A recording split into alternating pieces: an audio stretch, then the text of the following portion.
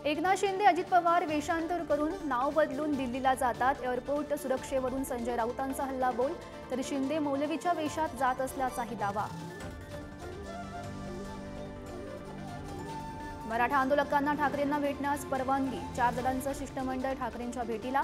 ठाकरेंनी आरक्षणावर भूमिका स्पष्ट करावी, आंदोलकांची मागणी। विशाळगड आंदोलन प्रकरणी राज्य सरकारचं अजब उत्तर, तोडफोडी दिवशी पावसामुळे दृश्यमानता कमी असल्यानं कारवाईमध्ये अडचण, सरकारी वकिलांच्या उत्तराची चर्चा।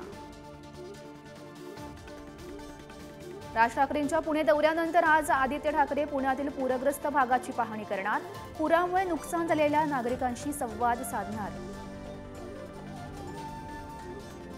इंडिया आघाडीतर्फे केंद्र सरकार विरोधात जंतर मंतरवर निदर्शनं, जेलमध्ये अरविंद केजरीवाल यांची तब्येत खालावली, सरकार कारणीभूत असल्याचा आरोप।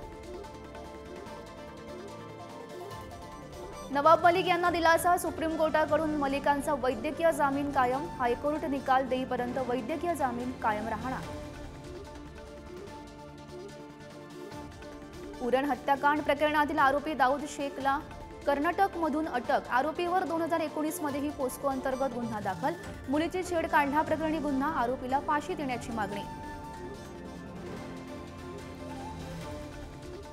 सांगलीमध्ये पावसानं उसंत घेतली असली तरी कृष्णेच्या पाणी पातळीमध्ये पुन्हा वाढ, कृष्णा नदीची पाणी पातळी आता 39.5 फुटांवर, नदीकाठच्या गावांना मोठा फटका।